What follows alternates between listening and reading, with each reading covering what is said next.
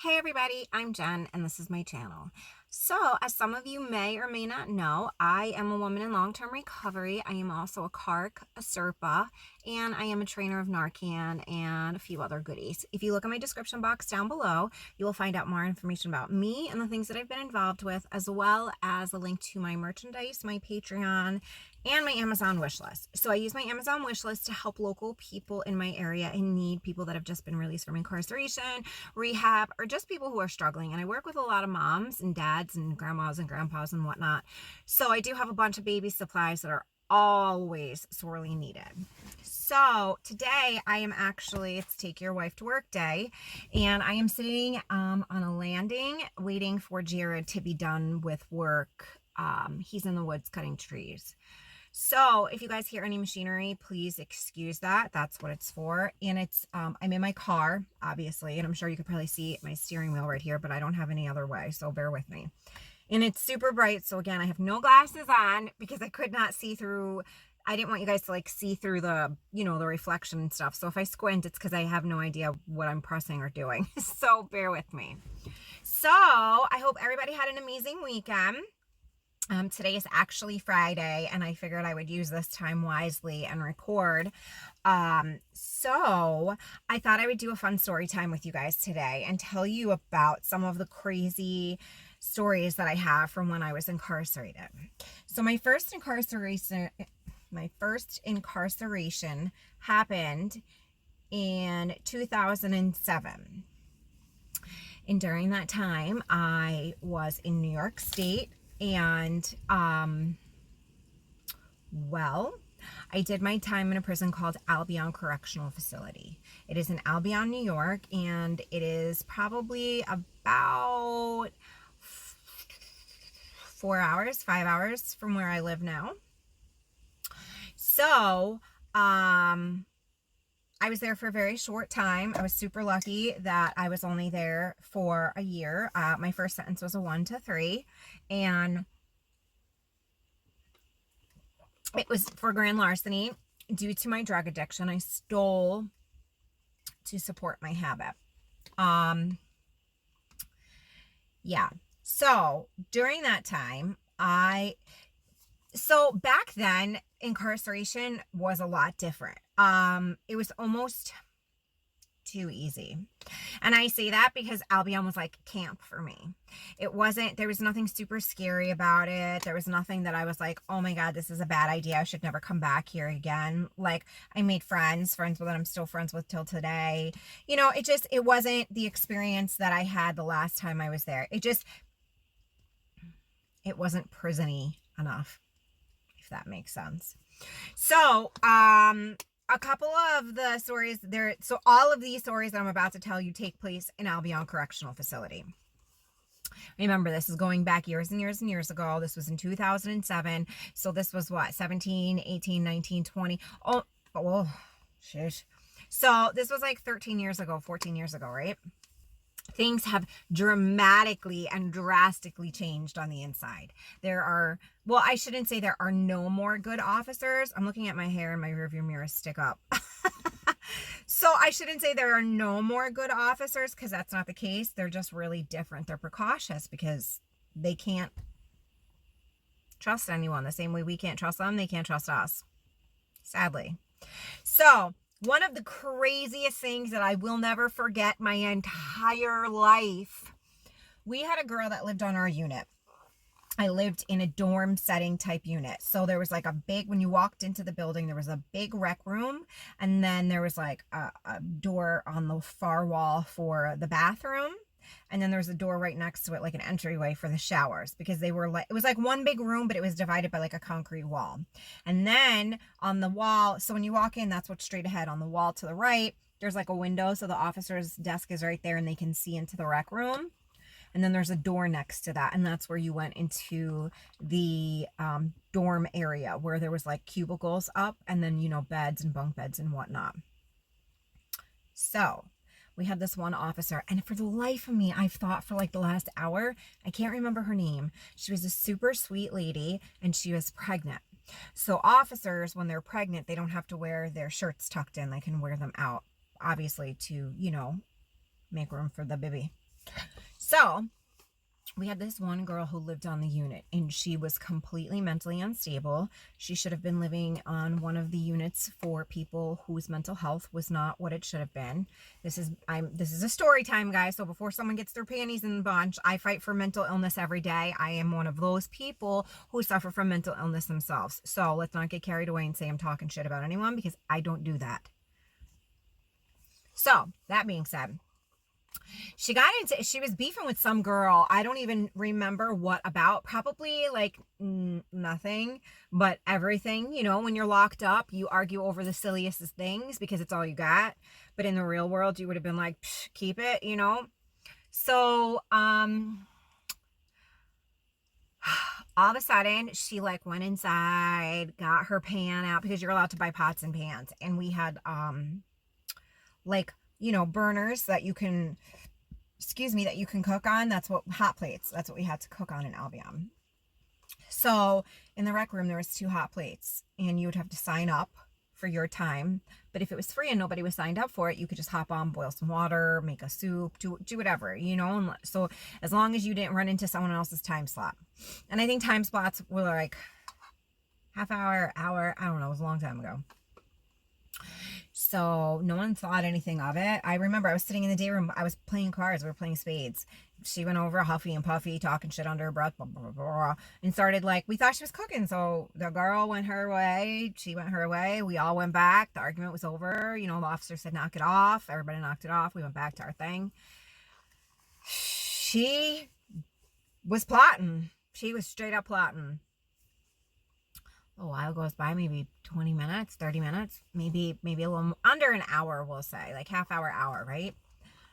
All of a sudden, the other girl, the girl who's cooking is mad at, comes over and starts arguing with her again, like running her mouth to her. She's running her mouth back. Now they're starting to get into it again. The officer comes out, the pregnant officer, okay? And she's like, knock it off, break it up, da, da, da. Like, she was actually a real cool chick. She was like, don't make me put y'all in cubes. Like, come on. She was like, knock it off. You know, don't make me put you back to your bed for the night. Like, you know what I mean? Don't get cube restrained. Like, this is stupid. Knock it off. Yeah. So all of a sudden, the girl goes to like turn around, but she turns back to the girl who's cooking, and she says some shit.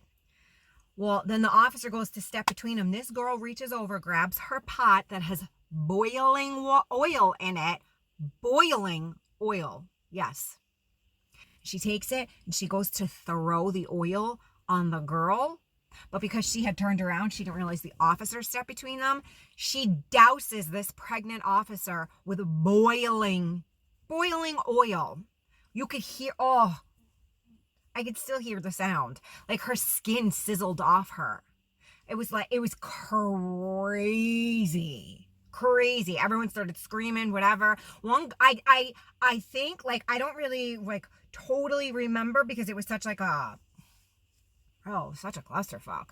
Like, I think one girl ran out onto the walkway and like screamed, and other officers ran in. But everybody immediately locked in. We were locked in for the rest of the night. Both girls got taken to SHU, which is a special housing unit. That's where you go when you're super duper bad. Like, that's the major timeout. Like, usually you get 6 months in lock, a year, 5 years. Like, it's straight up solitary confinement. Like, you get a toothbrush this big. That's a whole nother video. I'll do one on that too. But yeah, and I was leaving like in 2 days, I think. It was right. I came home in 2007, either right before Thanksgiving or right after Thanksgiving, like 2 days before, 2 days after. I can't remember. I would have to look. I want to say 2 days before, I think. And the whole dorm was like planning a cooking party together and everything. Yeah, I was 2 days before because I remember I wasn't going to participate, but I still had my mom like send me like yams in a can so I could throw in with the girls. So like, you know, to contribute because they were my family for a year. So, yeah, crazy. This poor officer, like, she literally burnt her skin off the front of her. Like, she was probably a foot away from her, and she didn't let go of the pan. Like, the pot was still in the girl's hand because she was still holding it when the other officers came in. And she just all that oil, whoosh, you know, and that, oh, buddy, that sticks to your skin. Like, come on, that's oil. Oh my God, I need to stop obsessing about these like 2 little pieces of hair that are sticking up. Sorry, guys. Okay, so another thing. So they were like cool COs, like I said. There was this one dude, Mac. His name was Mac. He was awesome. We used to talk all the time. He like knew where I was from. He used to go hunting there with his family and blah, blah, blah, blah, blah. So like it was a good time, you know, every time he worked. So one day I get called down to the package room. My mom sent me, oh, actually my grandpa was still alive. My mom had sent me a package, like a food package, and my grandpa had sent me a carton of cigarettes. My mother would never send me cigarettes. So I go down, I get my carton of cigarettes, I get my food package, I come back. There's this little chick that lives on the unit. Her name is Tara, okay? She was a parole violator. So she was there on a 90-day bid because she was a parole violator. Okay. She got called down to the package room too. We walked to the package room together and walked back to the from the package room together, okay? She knew I got food. She knew I got cigarettes. She was standing right there. And she even made a comment to me and she said, damn, you got cigarettes too. I was going to offer to give you a couple packs because I'm leaving tomorrow. Who gets a carton of cigarettes sent in the day before they're going? She goes, I was going to offer you some food. I was going to offer you some cigarettes for some of your food. Excuse me. And I was like, oh yeah. I was like, I'm straight. Thank you. I go back. I rush back. I throw my entire package in my locker and I don't even like unpack it. And I grab a pack of smokes and I lock my lock back up and I go out to the yard because I had to make it on the same movement. Like I had to make it back from the package room, throw my shit in my locker and make it on that same movement to the yard. Albion's not that huge of a facility, so it's very, very possible because I did it several times. I come back from the yard at like last 9 o'clock or whatever. And all of a sudden she's like, yo, Jen, can I talk to you in the bathroom? So I'm like, yeah. I'm like, what's up? You all right? I'm like, let me put my stuff away. She goes in the bathroom. I go in the bathroom. So in Albion, it's weird. Like the bathrooms are here and then there's like a cement, like cinder block wall that blocks makes one side and makes the other, you know, separates. For some reason that word just escaped me. And on the other side is the showers, but there's like a space in between the wall, you know, so you can walk through from the bathroom to the shower. But in Albion, there's a bathtub back there. And we all used to sit like on the ledge of the bathtub, and smoke and bullshit and whatever. So she's standing back there and she's standing with her back to the wall rather. So I walk over and I'm like, what's up, girl? And she was like, you stole my cigarettes. And I'm like, I did what? I'm like, you came to the package room with me. You fully saw I got a full package and a carton of cigarettes. Why would I steal your cigarettes? She's like, well, someone told me they saw you with a pack of Newport 100s. I said, they absolutely did. That's what I got in the package. And she was like, are you sure? Blah, blah, blah, blah. And then she starts like threatening me and talking shit to me. So I'm like, first off, I'm like, I don't know who the fuck you think you're talking to. Second off, I didn't need to steal nothing from nobody. I'm taken care of very, very well. It was my first bid. Everyone and their mother was trying to still help me at that time.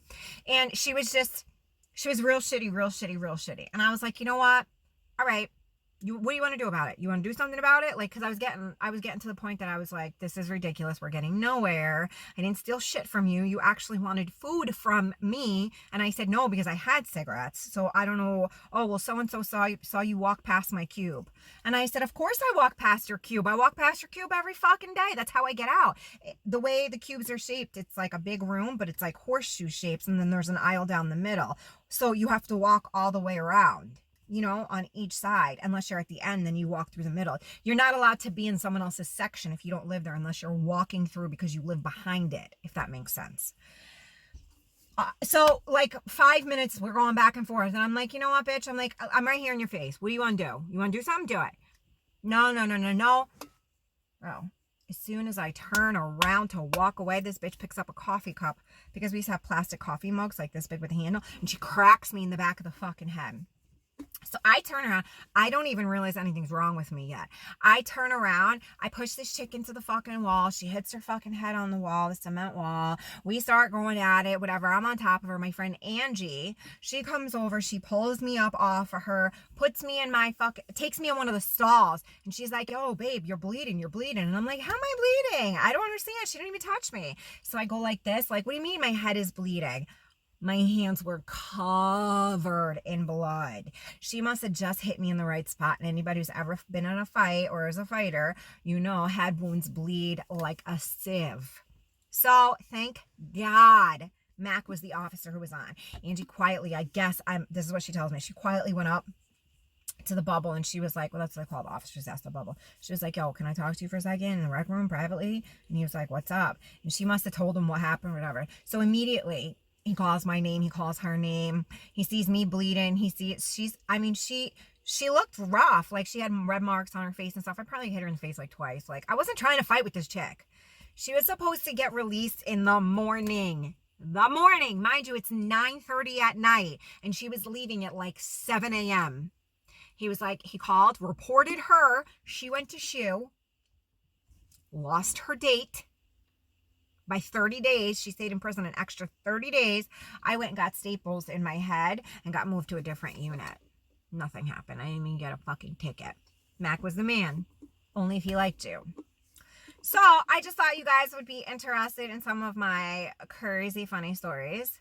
And I hope you all had a great weekend. And remember, just, you know, stay safe and stay sober.